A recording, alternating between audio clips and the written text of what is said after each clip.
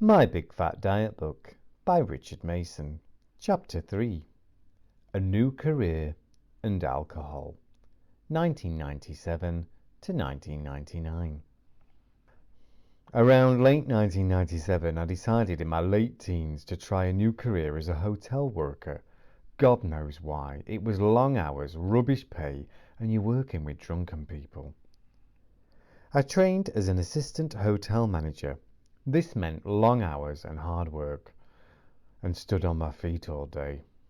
It was a big mistake, and I knew this straight away. What had I done? I'd made the wrong choice in career. That's what I'd done. I thought it would be like working behind the bar in the Queen Vic or the Rovers. Lots of friendly faces walking in and saying, "I will have half, Rich," and then spend the rest of the evening gossiping and having a laugh. I thought it would be like working for someone as friendly as Bet Lynch or Peggy Mitchell and having a laugh a minute. It was far from that. The hotel was in the village where I'd lived all my life. Only a small village, but most of the customers and staff were new people to me. There was the odd friendly face, but this was few and far between. Some of the staff were helpful, well, most of them. The owners were lovely. An oldish couple, well, I say that, they were in the 50s. They were old to me, as I was only 19. But the managers, not so nice. They had me doing all the crappy jobs, real crappy jobs, and spoke to me like crap. Not just to my face, but in front of customers and also behind my back. Also, some of the locals were not so welcoming to a new face behind the bar. They would wind you up and try to confuse you on purpose just for a laugh, asking for drinks that didn't exist. Some were just plain rude to me. I would walk into the back kitchen of the pub where the glasses were washed and think to myself, what the hell have I done getting a job here? But I couldn't go back to my farming job.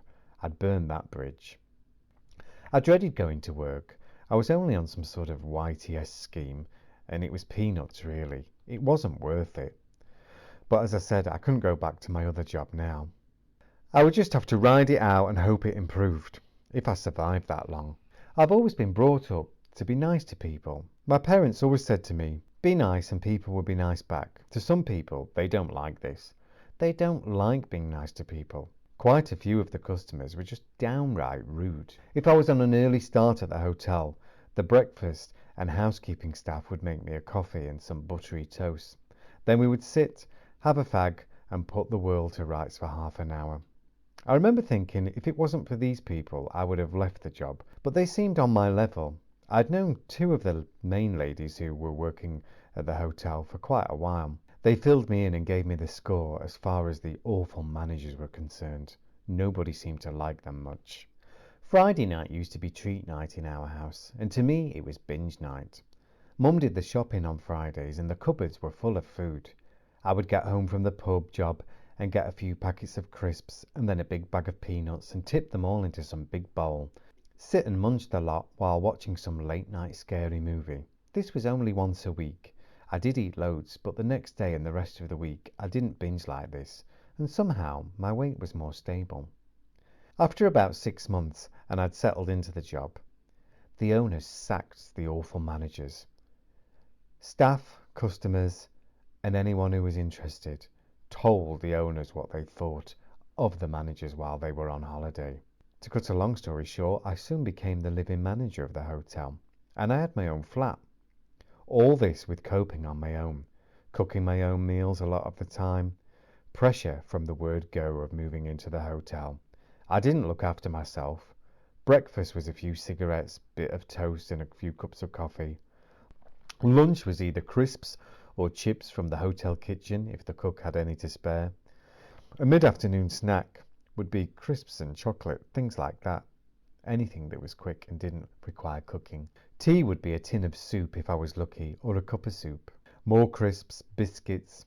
Very rarely I ate a proper meal. On my one day off a week, my best friend at the time would take me out for a proper meal.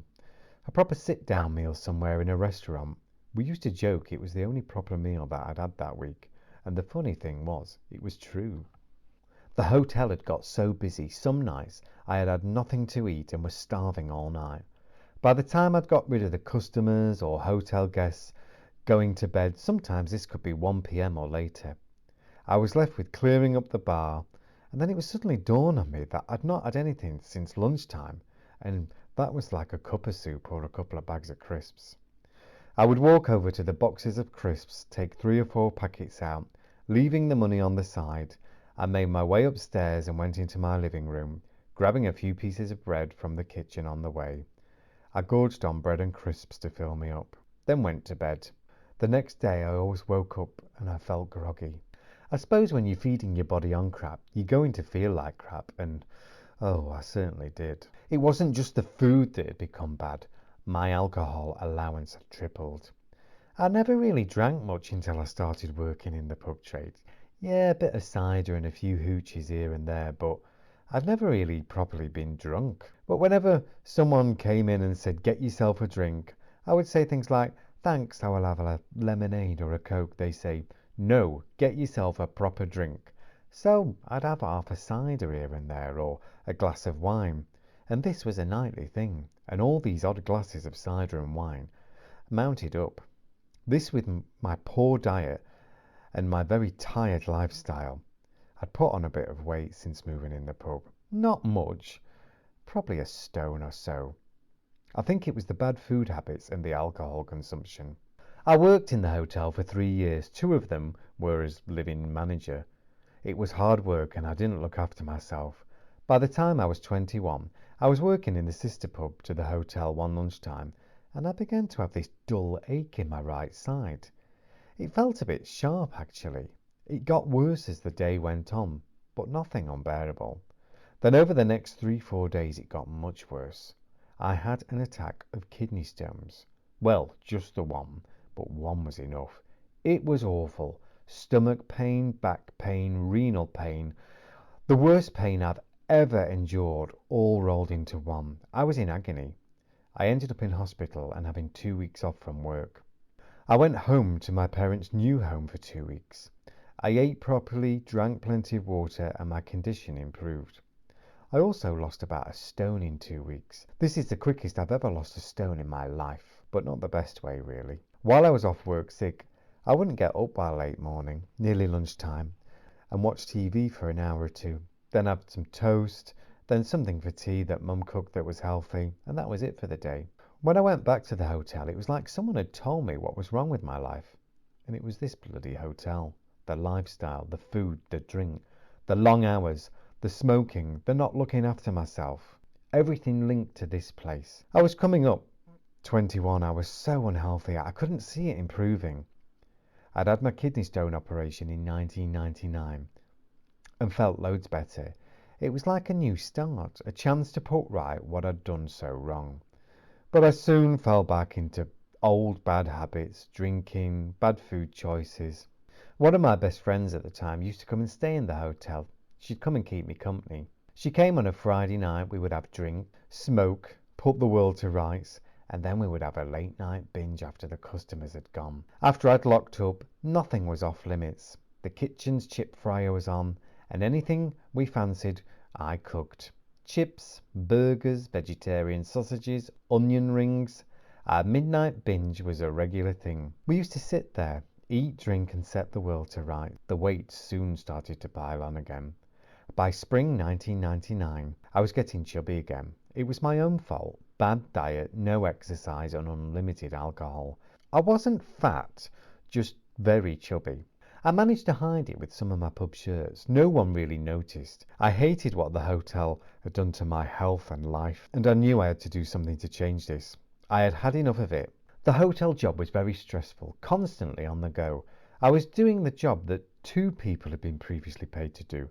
So can you imagine how busy I was? And unlike the previous managers that lived in, I had to go to the sister pub 2 or 3 lunchtimes a week, 11 till 3, and it was 20 minutes driving there and back. So by the time I'd got home to the hotel, I had about an hour before I had to open up again.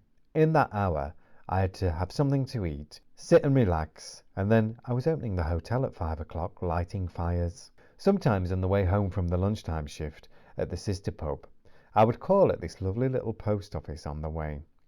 There was this lovely friendly lady that worked there. I'd always get a couple of bags of crisps and a chocolate bar and a bottle of water or something, and sit in the car and eat them outside or eat them on the way home.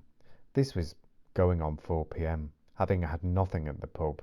I remember thinking, surely this is not good for me. Crisps and pop for lunch again and chocolate. But I'd had nothing all day. I was hungry. I needed to keep my energy up.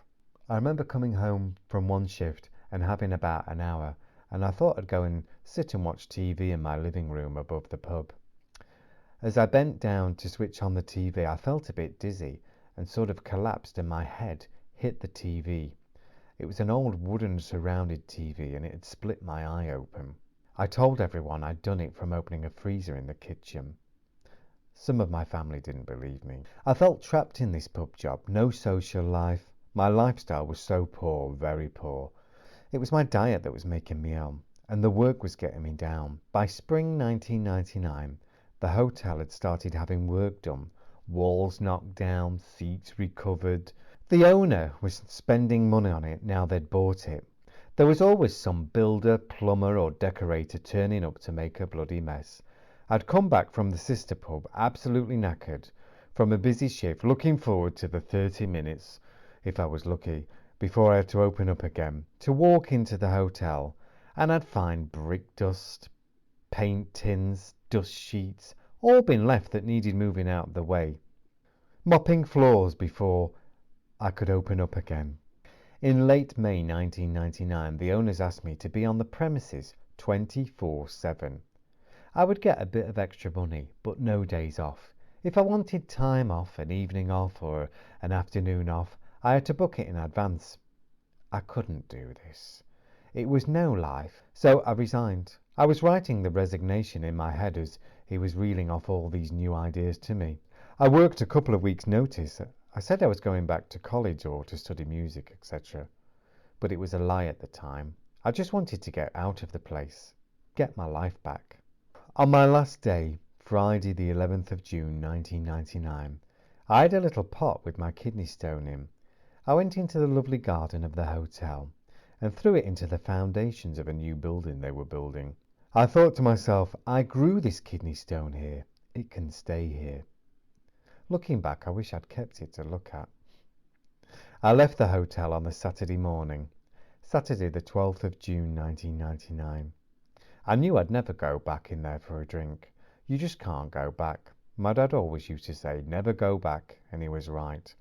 As I drove out of the car park, I rolled down the window, lit up a fag, turned up the music. The sun was out, and it felt like the summer had just come. It was June 1999, and I felt like I had my whole life in front of me at the age of 21.